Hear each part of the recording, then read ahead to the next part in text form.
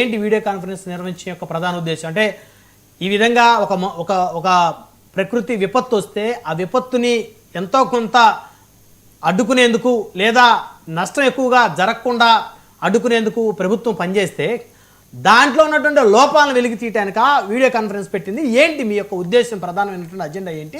నాయకులు వెళ్ళి రైతులకు అండగా ఉండమన్నారు అంటే ఏ విధంగా అండగా ఉంటారు మీరు?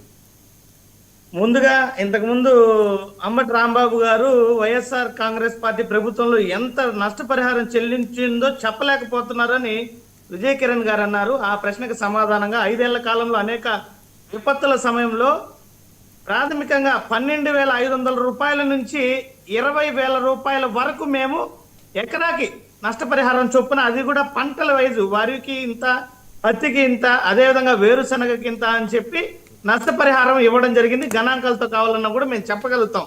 మాకు ఎటువంటి అభ్యంతరం లేదు. చాలా స్పష్టంగా ఉంది వైఎస్ఆర్ కాంగ్రెస్ పార్టీ నష్టపరిహారం చెల్లించినటువంటి గణాంకాలు. రెండోది, ఈరోజు మేము తుఫాన్ని ఎదుర్కోగలిగామని చెప్పుకుంటున్నారు, సంతోషం. మాకు అదే కావాల్సింది. అధికారంలో ఉన్నటువంటి ప్రభుత్వం ప్రజా భద్రత పైన దృష్టి పెట్టి ఎటువంటి అవాంఛనీయ సంఘటనలు జరగకుండా ముందుకెళ్తే మేము అప్రిషియేట్ చేయడానికి వెనుకడుగు వేసేటువంటి పరిస్థితుల్లో లేదు. ఏదంటే ప్రతిపక్షమైన అధికార పక్షమైన అంతిమంగా మేలు జరగాల్సింది ప్రజలకు. ఈ తుఫానులో ఎటువంటి ప్రాణ నష్టం సంభవించకపోవడం పట్ల ఈరోజు ప్రభుత్వాన్ని అభినందిస్తున్నాం, ఎటువంటి అభ్యంతరం లేదు. రెండవది, ఇక్కడ ముఖ్యంగా మనకి కావాల్సింది ఏంటంటే తుఫాను ప్రభావం ఉంటుంది అన్నప్పుడు ప్రభుత్వం 2-3 రోజుల ముందు నుంచి ప్రచార ఆర్భాటాలకు దిగింది. ఈ ప్రచార ఆర్భాటాలలో పూర్తి స్థాయిగా రైతుల నష్టాన్ని ఇప్పటి వరకు అంచనా వేయలేకపోతే ప్రభుత్వ ప్రధాన కార్యదర్శి వ్యవసాయ రంగంలో దాదాపు 5 లక్షల ఎకరాలకు పైగా కాకినాడ జిల్లాల్లో, అదేవిధంగా ఏలూరు జిల్లాలో పరిసర ప్రాంతాల్లో నష్టం వాటిల్లే విధంగా ఉందని ముందస్తుగా సమాచారం కూడా ఇవ్వడం జరిగింది. అదేవిధంగా ఈరోజు రాష్ట్ర వ్యాప్తంగా జరిగినటువంటి ఈ తుఫాను ప్రభావం వలన 25 జిల్లాల వరకు ప్రభావితంలో దాదాపు 15 లక్షల ఎకరాల పంట నష్టం వాటిల్లింది. ఇది జగన్మోహన్ రెడ్డి గారు చెప్పినటువంటి అంశం. ఈరోజు 15 లక్షల ఎకరాల్లో రైతులకు పంట నష్టం వలన అనేక మంది వరి రైతులు, వేరుశనగ రైతులు, పత్తి రైతులు, అరటి రైతులు, ఇంకా హార్టికల్చర్ పంటలు, ఉద్యానవన పంటలు లాంటి రైతులు అనేక మంది ఈ రోజు నష్టాల బారిన పడ్డారు. ప్రభుత్వ వైఫల్యం ఏ రకంగా ఉంటుందనే విషయంలో ఈరోజు ఇన్పుట్ సబ్సిడీ ఇంతవరకు 16 నెలలుగా ఈ ప్రభుత్వం ఏ రోజున ఇచ్చిందా? పోనీ ఈ క్రాప్ కింద దాదాపు 5.5 లక్షల మంది రైతులకు దాదాపుగా 700 కోట్లు పెండింగ్ లో ఉందని ప్రభుత్వమే చెప్తుంది. ఈ బకాయిలను ఇచ్చిందా? ఇవ్వలేదు. పోనీ ఉచిత పంటల బీమాని ఏమైనా రైతులకు అందజేసిందా? ఇవ్వలేదు. ఈ రకంగా దాదాపు 4 సీజన్లు అయిపోయి, ఖరీఫ్ రబీ. ఈ 16 నెలల కాలంగా ప్రభుత్వం వచ్చినప్పటి నుంచి మన మెయిన్ ఈ తుఫాను, ఇప్పుడు ఎక్కువగా నష్టం జరుగుతున్నటువంటి ఈ తుఫానుకు సంబంధించినటువంటి అంశం మాట్లాడదాం మనం. మళ్ళీ మీరు అన్ని పాత అంశాలు తీసుకురావద్దు. ఇక్కడ పాత అంశాలు అంటే, నేను ఇప్పుడు ప్రభుత్వం డప్పు కొట్టుకుంటుంది, మేము విజయవంతం చెందిపోయితే రైతులు లక్షలాదిగా నష్టపోతున్నారా? అసలు ఆ విషయాన్ని మాట్లాడట్లేదు కదా. విజయవాడ వరదలప్పుడు ఏం జరిగిందో మీరు చూశారు కదా. 602 కోట్లు ఇచ్చారు బ్రహ్మనాయుడు గారు. ప్రభుత్వ నష్ట అంచనా ఎంత తెలుసా? ప్రభుత్వమే వేసినటువంటి నష్టం అంచనా విలువ 6,800 కోట్లు.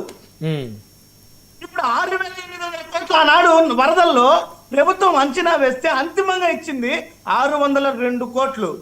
కేంద్ర ప్రభుత్వం నుంచి 1,052 కోట్లు వరద సాయం కింద వచ్చింది. కనీసం అది కూడా ఇవ్వలేదే. చంద్రబాబు నాయుడు గారు వరదల విరాళాల సేకరణ చేశారు. ఏమైపోయాయి నిధులు? ఇప్పుడు ఇవన్నీ మాట్లాడుకోకపోతే ఏ రకంగా అంటే, ఈ రోజు విజయవంతం చెందిపోయింది ఈ ప్రభుత్వము, కూటమి ఎంతో సక్సెస్ఫుల్ గా జరిపించింది అనేసి మాట్లాడుకోవాలా? గత తాలూకా అనుభవాలు అవసరం లేదా? ఓకే సరే, ఇప్పుడు ఏదైతే ఈ తుఫాను సంబంధించి 2,200 పునరావాస కేంద్రాలు ఏర్పాటు చేశామన్నారు ముఖ్యమంత్రి. అదేవిధంగా 1,85,000 మందిని పునరావాస కేంద్రాలకు తరలించామన్నారు. పునరావాస కేంద్రాల్లో ఉన్న వారికి 3,000 రూపాయలు ప్లస్ రేషన్ సరుకులు ఇస్తున్నాము అన్నారు. చేనేతలు, మత్స్యకారులకు 50 కిలోల బియ్యం ఇస్తున్నామన్నారు. రామనాయుడు గారు, నేను అదే చెప్తున్నా, ఇది ప్రభుత్వం యొక్క బాధ్యత, సక్రమంగా నిర్వర్తించినటువంటి విషయంలో సంతోషం, ఎటువంటి అభ్యంతరం లేదు. ఈ ఈ ఇప్పుడు తుఫాను ప్రభావంతో సామాన్య ప్రజానికం నేరుగా వాళ్ళ గృహాలకు చేరుతారు, వాళ్ళకి ఎటువంటి ఆపద కల సంతోషంగా ఈ యొక్క ప్రక్రియ ముగిసింది. నేను ఇక నుంచి బాధపడేటువంటి రైతుల పరిస్థితిని ప్రభుత్వం ఏ రకంగా పట్టించుకుంటుంది? ఈ రోజు చేతికొచ్చిన పంట నిలువున వర్షం బారిన పడిపోయింది. చేతికి ఇంకొక నెల రోజులుంటే కాపుకొచ్చే పంటలు, అటువంటి సీజన్ లో వచ్చినటువంటి తుఫాను ఈ రోజు దాదాపు 15 లక్షల ఎకరాల పంట తుఫాను బారిన పడిపోయింది. ఈ రోజు జగన్మోహన్ రెడ్డి గారు ఆయన ఏం మాట్లాడారు విన్నారా మీరు? స్పష్టంగా విన్నాము. గతంలో వైఎస్ఆర్ కాంగ్రెస్ పార్టీ ప్రభుత్వం ఉన్నప్పుడు ఉచిత పంటల బీమా ఉండేది, నేడు లేదు. ప్రభుత్వమే ఆనాడు 80 లక్షల మంది తాలూకా మేమే ఉచిత పంట బీమా కట్టేవాళ్ళం. ఈ క్రాప్ విధానం ఉండేది, గిట్టుబాటు ధర కల్పించడానికి ఆర్బీకేలు ఉండేటివి, రైతును వేలు పట్టి నడిపించేటువంటి ప్రక్రియ జగన్మోహన్ రెడ్డి గారి హయాంలో ఉంది. ఈనాడు ఇన్పుట్ సబ్సిడీ లేదు, ఉచిత పంటల బీమా లేదు, ఉచిత పంట రుణాలు లేవు, గిట్టుబాటు ధర కల్పించలేదు. మొన్నటి చూశారు మీరు, మిర్చి పంటని గిట్టుబాటు ధరతో కొంటాము, పొగాకును కొంటాము, మామిడిని కొంటామని హామీలు ఇచ్చారు. ఏ పంటనైనా కొన్నటువంటి దాఖలాలు ఉన్నాయా? మొన్నటికి మొన్న మామిడి రైతుకు సబ్సిడీ ఇస్తామన్నారు, 12 రూపాయలు అని చెప్పారు, 6 రూపాయలు అందింది, సగానికి సగం ఎగ్గొట్టారు. ఈ వాస్తవాలు ప్రజలకు తెలియాలి బ్రహ్మనాయుడు గారు. మేము అంటున్నది అది. మీరు చెప్పే మాటలకి, క్షేత్రస్థాయిలో జరిగేటువంటి అంశాలకి ఈరోజు రైతులు తీవ్రంగా నష్టపోతున్నారు. ఎందుకు మీరు ఉచిత పంటల బీమా ఇవ్వలేదు? ఎందుకు గిట్టుబాటు ధర కల్పించలేకపోతున్నారు? ఇదే కదా ప్రభుత్వం చేయాల్సిన పని, ఇదే కదా బ్రహ్మనాయుడు గారు. 60% పైగా ఈరోజు వ్యవసాయ ఆధారిత కుటుంబాలు రాష్ట్రంలో, మెజారిటీ రంగం వ్యవసాయ రంగం. మీరు దాని మీదే దృష్టి సారించకపోతే, మొన్నటికి మొన్న వరదల ఎగ్జాంపుల్ ఉదాహరణ అందుకే చెప్పాను నేను. 9% 602 కోట్లు 6,008 కోట్ల నష్టంలో, అంటే 9% ఇచ్చి 91% ఎగ్గొట్టింది ఈ ప్రభుత్వం. మళ్ళీ గొప్పలు చెప్పుకుంటుంది, మేము ఆహా ఓహో సూపర్ డాపర్ అని. ఇది ఎంతవరకు న్యాయం?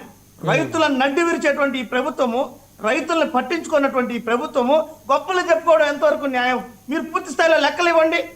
చెప్పాను గతంలో వైఎస్ఆర్ కాంగ్రెస్ పార్టీ హయాంలో ఏ రకంగా రైతులను ఆదుకున్నామో మేము స్పష్టంగా చెప్పగలుగుతున్నాం. మేము స్పష్టంగా చెప్పగలుగుతున్నాం కదా. పొన్బోరు మాట్లాడుతున్నారు. మనతోటి మెరుపుల మహేష్ గారు ఉన్నారు, జనసేన పార్టీ నుంచి, నగరి నియోజకవర్గ ఇన్ఛార్జి, అదేవిధంగా అధికార ప్రతినిధి. మెరుపుల మహేష్ గారు నమస్తే అండి. బ్రహ్మనాయుడు గారు, గుడ్ ఈవినింగ్ బ్రహ్మనాయుడు గారు. జగన్మోహన్ రెడ్డి గారు టెలికాన్ఫరెన్స్ నిర్వహించినటువంటి ఆ తీరు మీరు చూశారు, ఆయన స్పీచ్. అదేవిధంగా ఇందాక మాజీ మంత్రి అంబటి రాంబాబు గారు కూడా మాట్లాడారు. సో ఇప్పుడు ఈ మొంతా తుఫానుకు సంబంధించి